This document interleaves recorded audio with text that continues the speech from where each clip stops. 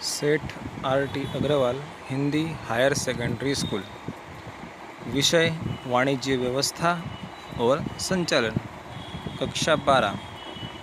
मैं H O. Agrawal school की YouTube channel में आपका हार्दिक स्वागत करता हूं।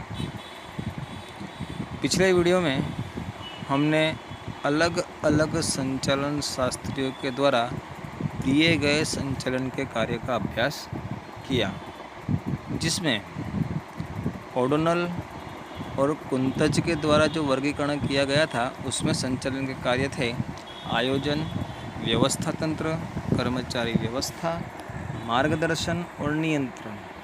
हेनरी फ्योल के द्वारा जो वर्गीकरण किया गया था उसमें संचालन के कार्य थे आयोजन, व्यवस्था तंत्र, आदेश देना, संकलन और नियंत्रण। पीटर ड्रकर ने कहा कि संचालन के कार्य में व्यवसाय का संचालन, संचालकों का संचालन और श्रमिकों के कार्य का संचालन का समावेश होता है।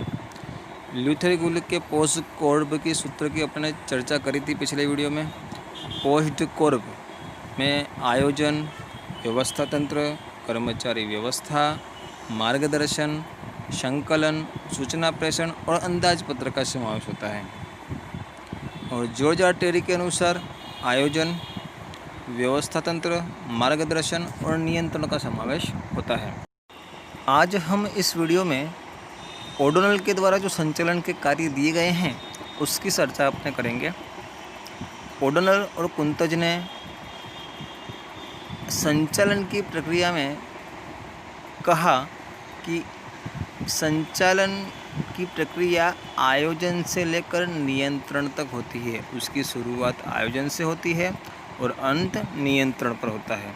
अर्थात संचालन की प्रक्रिया का प्रथम कार्य आयोजन है और अंतिम कार्य नियंत्रण है, जिसमें से आज अपने प्रथम आयोजन की चर्चा करते हैं अभी, जिसमें कहा गया है even God can not change the past but man can change the future.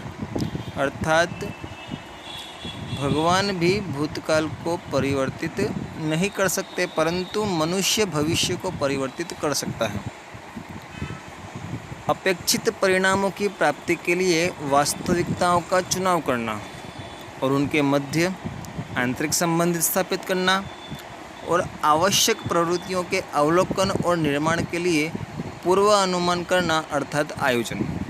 कई बार बोर्ड में 1 नंबर के लिए व्याख्या आती है आयोजन की, तो हमें ये व्याख्या याद रखनी है। और इससे भी एक सरल व्याख्या है, वह भी अपने याद रख सकते हैं कि आयोजन अर्थात चुनाव करने का कार्य। यह व्याख्या भी अपने आयोजन के रूप में लिख सकते हैं। संचालन के कार्य का प्रारंभ आयोजन से होता है। निर्धारित किए गए लक्ष्यों की प्राप्ति के लिए कौन सा कार्य कब, कौन, किस प्रकार से और कितने प्रमाण में करेगा और यह कार्य कब पूर्ण करना है, इसका पहले से ही बुद्धिपूर्वक किया गया विचार अर्थात आयोजन। यह भी व्याख्या अपने लिख सकते हैं, यानी 3 व्याख्या अपने पास हो गई। एक सबसे ऊपर दी गई है वो, उसके बाद दूसरे पैराग्राफ पर, और तीसरी व्याख्या मैंने बताई जैसे कि आयोजन अर्थात चुनाव करने का कार्य। तीनों में से हम कोई भी एक व्याख्या लिख सकते हैं, अथवा आयोजन के बारे में जानकारी कही जाए तो अपने तीनों व्याख्या को भी दर्शित कर सकते हैं। भविष्य के लिए पूर्व विचार वर्तमान समय में करना अर्थात आयोजन। देखो यह दी गई है तीसरी व्याख्या। भविष्य में घटती होने वाले खतरे और अनिश्चितताओं को कम करने के लिए आयोजन आवश्यक होता है। आयोजन से इकाई की सभी प्रवृत्तियां व्यवस्थित बनती है और लक्ष्य प्राप्ति का मार्ग सरल हो जाता है। इकाई में लक्ष्य प्राप्ति के लिए कई वैकल्पिक मार्ग होते हैं। इन सभी वैकल्पिक मार्गों में से श्रेष्ठतम मार्ग का चुनाव करना आयोजन में उपयोगी होता है। इसलिए आयोजन का मूलभूत कार्य चुनाव करने का होता है। संचालन के अन्य कार्य जैसे कि व्यवस्था तंत्र, कर्मचारी व्यवस्था, संकलन और नियंत्रण आदि आयोजन पर आधारित होते हैं। अर्थात संचालन की प्रक्रिया में सर्वप्रथम कार्य आयोजन का होता है, उसके बाद सारी प्रवृत्तियां शुरू होती हैं। तो हम दूसरी प्रवृत्ति की बात करते हैं, दूसरे कार्य की बात करते हैं प्रबंध अर्थात कि व्यवस्था तंत्र की। समान लक्ष्य की प्राप्ति के लिए प्रवृत्त हुए व्यक्तियों के मध्य अधिकार और दायित्व का विभाजन करने वाला ढांचा अर्थात व्यवस्था तंत्र 1 नंबर की व्याख्या के लिए महत्वपूर्ण है। आयोजन द्वारा लक्ष्य, नीति, कार्यक्रम आदि निश्चित किए जाते हैं, जिन्हें पूर्ण करने के लिए व्यवस्था तंत्र की रचना की जाती है। निर्धारित लक्ष्य को प्राप्त करने के लिए इकाई की प्रवृत्तियों को अलग अलग विभागों में, अलग अलग मानव समूहों में विभाजित करके उनमें अधिकार और दायित्व का विभाजन किया जाता है, जिसे व्यवस्था तंत्र या प्रबंध कहते हैं। व्यवस्था तंत्र की रचना करने से कौन किसका निरीक्षण करेगा, कार्य संबंधी अधिकार और दायित्व किसका होगा, व्यक्तियों के मध्य अंतर संबंध कैसा होगा आदि का विचार आता है। आयोजन व्यवसाय इकाई का मस्तिष्क माना जाता है, तो व्यवस्था तंत्र शारीरिक ढांचा। मानव शरीर में मस्तिष्क का कार्य क्या होता है? बुद्धिपूर्वक निर्णय लेने का, और जिसका अमल अपने हाथ पांव विविध शरीर के अंग करते हैं। इसी प्रकार व्यवसाय इकाई में आयोजन का कार्य बौद्धिक निर्णय लेने का है। आयोजन में लिए गए निर्णयों का अमल करने के लिए इकाई के विविध विभागों में कार्य कर रहे कर्मचारियों को अधिकार और दायित्व सौंपे जाते हैं। अर्थात आयोजन का काम बुद्धिपूर्वक विचार करने का है और उस विचार को अमल में लाने का कार्य व्यवस्था तंत्र करता है। अब हम बात करते हैं तीसरा, कर्मचारी व्यवस्था की, जिसमें डॉक्टर जॉर्ज आर टेरी कहते हैं कि कर्मचारी व्यवस्था का उद्देश्य संतृप्त और संतुष्ट कर्मचारियों का दल बनाना, उन्हें सुरक्षित रखना और उन्हें विकसित करने का होता है। जहाँ इकाई होती है वहाँ कर्मचारी होते हैं। कर्मचारी के बिना इकाई आत्मा बिना की अस्थि कंकाल जैसी होती है। किसी भी इकाई की प्रवृत्तियों का अंतिम आधार तो कर्मचारी पर ही होता है।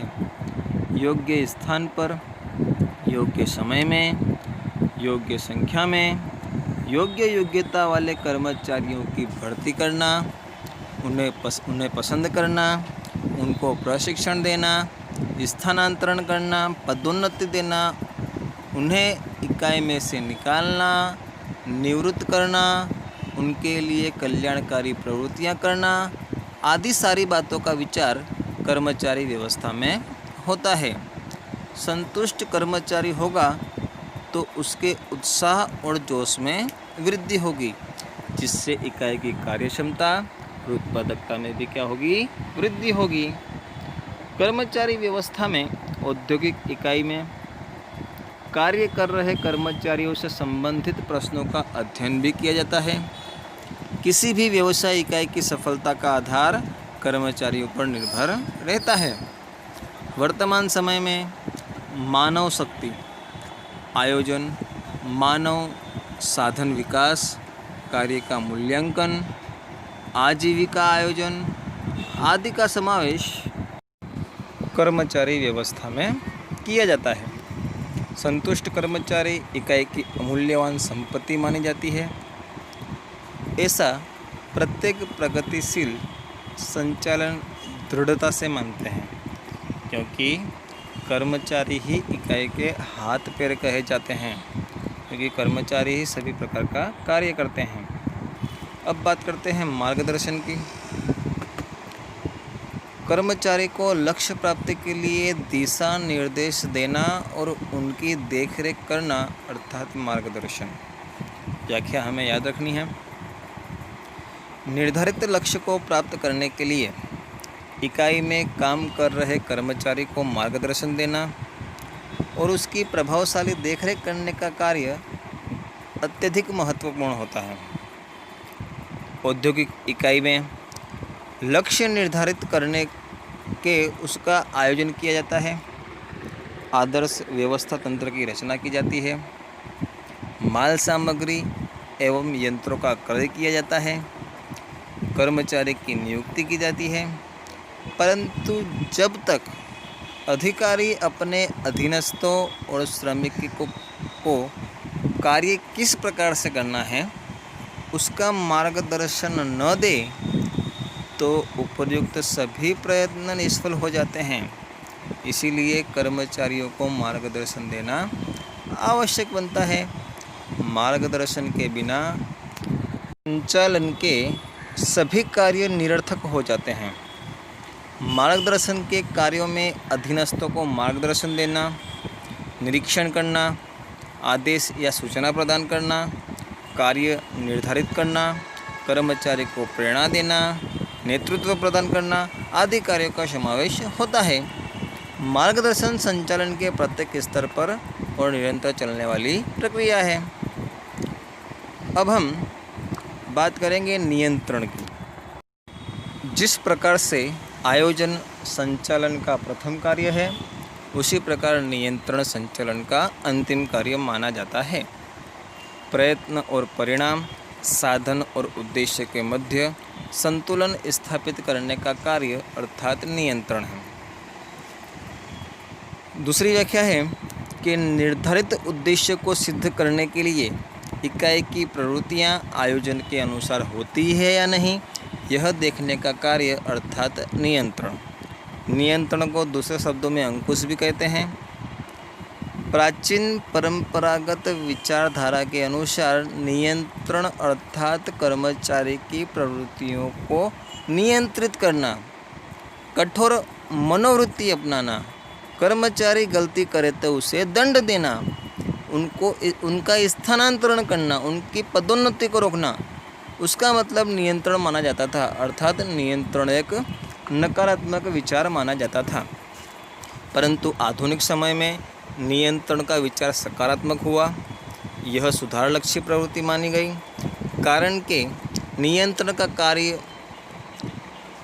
हो रहे कार्यों को रोकना नहीं, परंतु आयोजन के अनुसार होता है या नहीं उसे देख, और यदि आयोजन के अनुसार न हो रहा हो तो उसे सही दिशा की ओर ले जाने का होता है। अर्थात भूतकाल में हुई भूलें भविष्य में पुनरावर्तित न हो, यह देखने का कार्य नियंत्रण का होता है। इस प्रकार से संचालन की प्रक्रिया आयोजन से शुरू होती है और अंत में नियंत्रण पर पूर्ण होती है। सबसे पहले इकाई में आयोजन किया जाता है, उसी के अनुसार कर्मचारियों के बीच में अधिकार और दायित्व का विभाजन किया जाता है, अर्थात व्यवस्था तंत्र की रचना की जाती है। उसके बाद इन अधिकारों और दायित्व को पूर्ण करने के लिए कर्मचारी की नियुक्ति की जाती है, अर्थात कर्मचारी व्यवस्था की प्रवृत्ति की जाती है। और यह कर्मचारी सही ढंग से काम करे उसके लिए मार्गदर्शन दिया जाता है। और ये सभी प्रवृत्तियां आयोजन के अनुसार होती है या नहीं, यह देखने के लिए नियंत्रण का उपयोग किया जाता है। इस प्रकार ओडोनल और कुंतोज ने संचालन की प्रक्रिया के कार्य को 5 विभागों में बांट दिया था, जिसकी अपने आज चर्चा करी है, जिसमें आयोजन, व्यवस्था तंत्र, कर्मचारी व्यवस्था, मार्गदर्शन और नियंत्रण की अपने चर्चा करी। अगले वीडियो में अपने फिर से मिलेंगे, तब तक के लिए